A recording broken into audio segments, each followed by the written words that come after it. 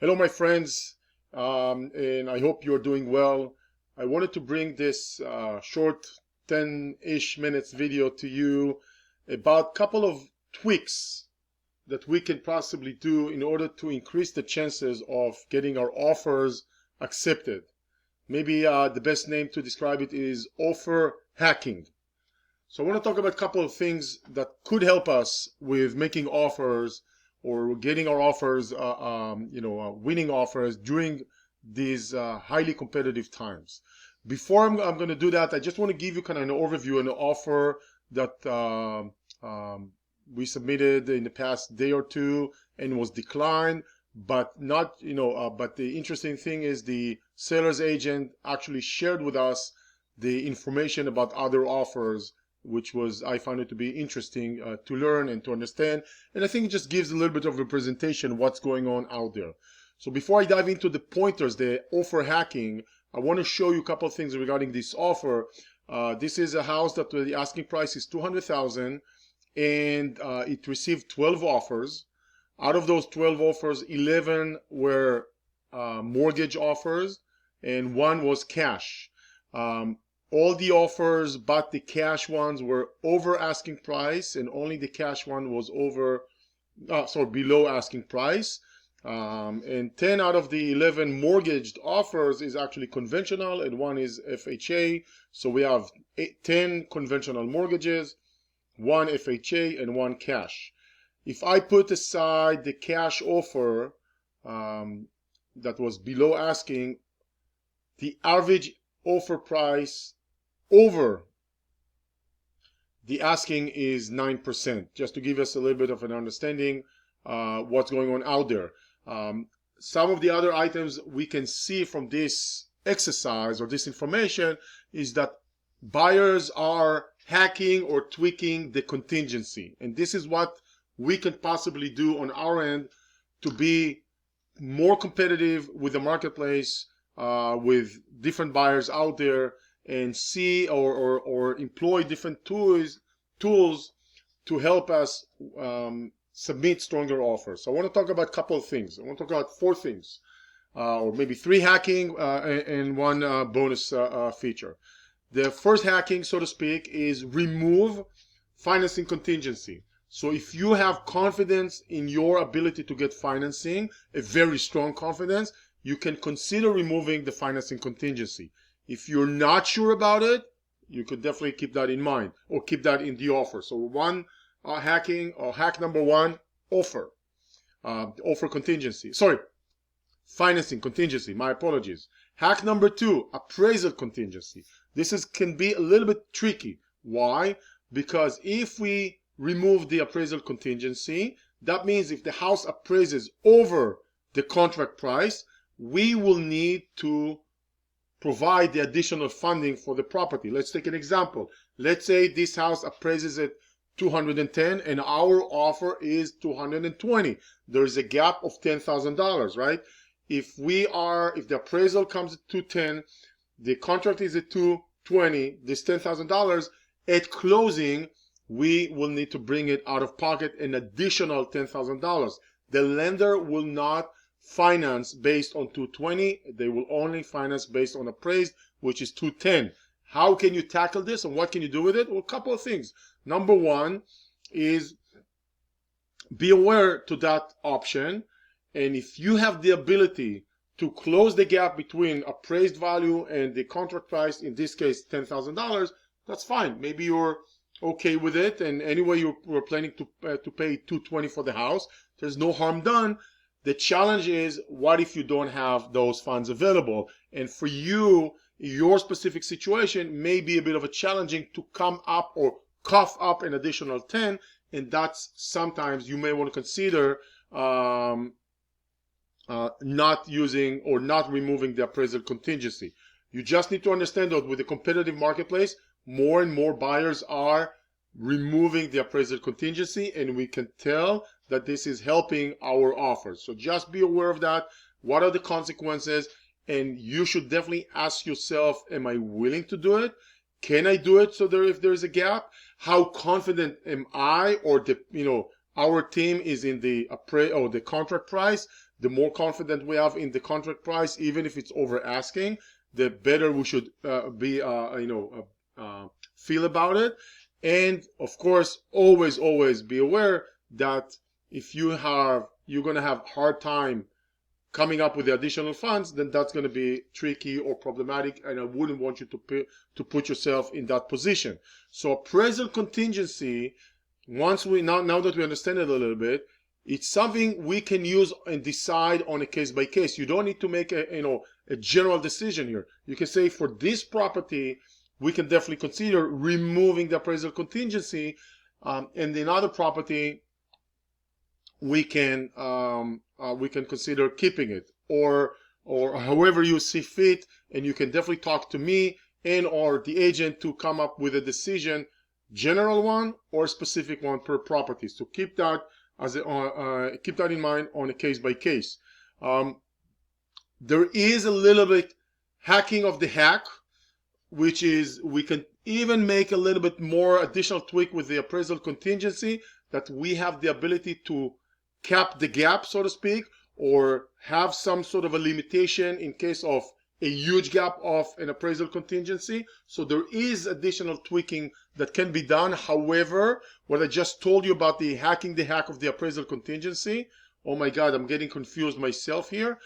The challenge is when we submit an offer with that kind of tweaking, many times it actually confuses the selling party, the selling side, and may result in us not getting the offer. So sometimes over hacking may result in not succeeding with the offer. The third hack is what's called escalation clause. Escalation clause. What is escalation clause in simple terms? And I want to say, first of all, that I, in my career, probably used that clause 3 times, maybe 2 to 3 times. And I'll tell you a little bit more about how to use it and if to use it in a second.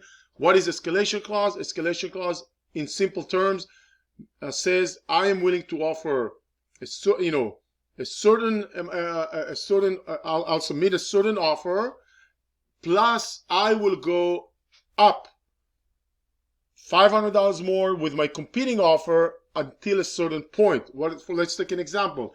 Let's say in this house, I'm submitting a $210,000 offer with a $500 escalation clause up until $220,000. So that means I will submit, or I will give a higher offer by $500 towards or against any competing offer up to $220,000. So if I'm making $210,000 and someone else is coming and doing $215,000, I will, the seller should assume my offer is revised to $215,500.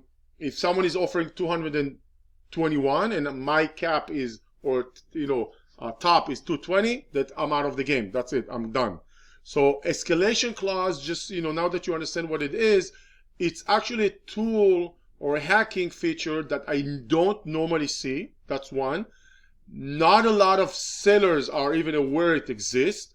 Not a lot of agents even aware it exists. The more experienced one probably are. The less experienced probably aren't even, aware of that.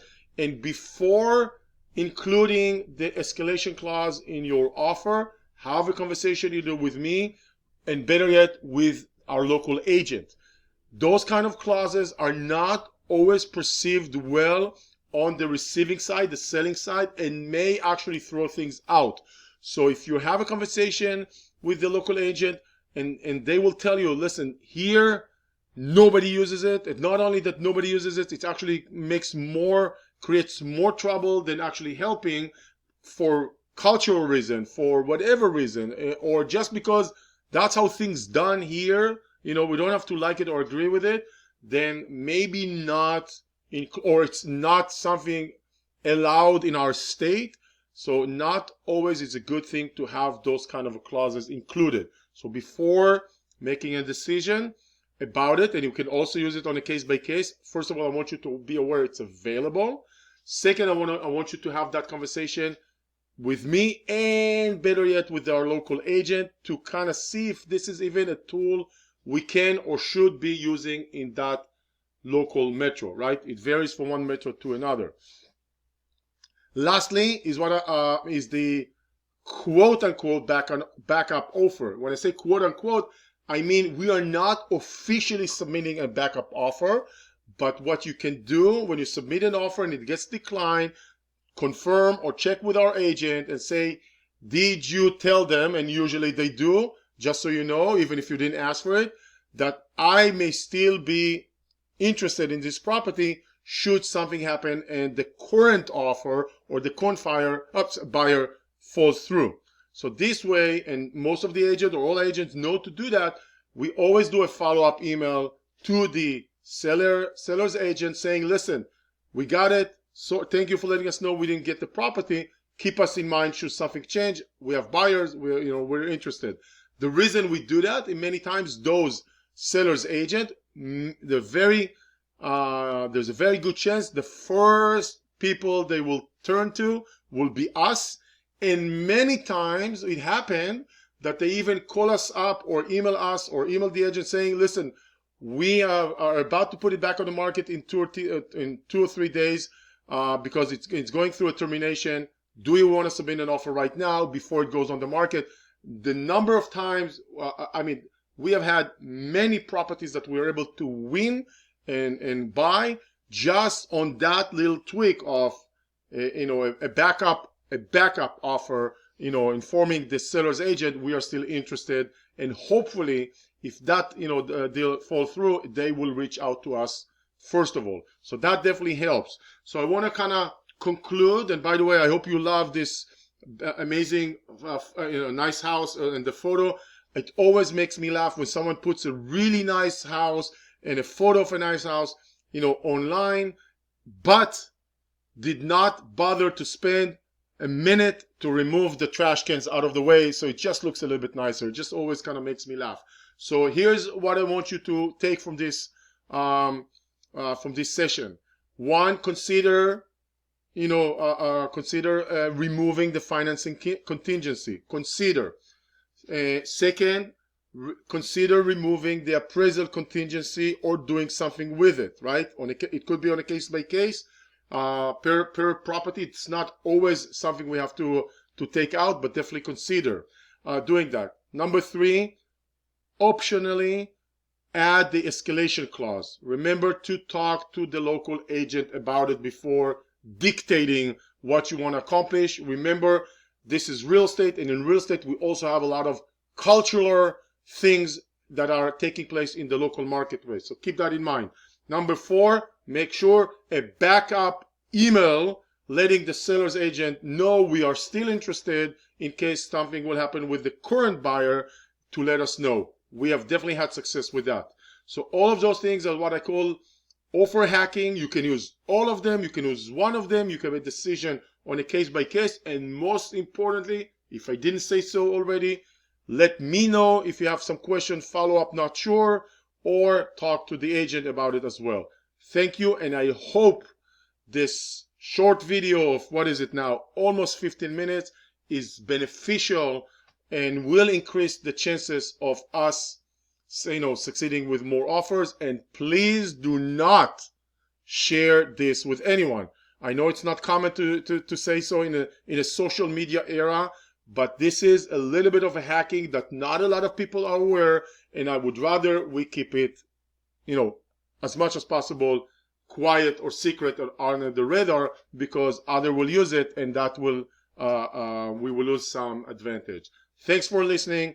Let me know if it's helpful. Your feedback will be awesome to have. And good luck with the offers, and talk to you soon. Thanks. Bye-bye.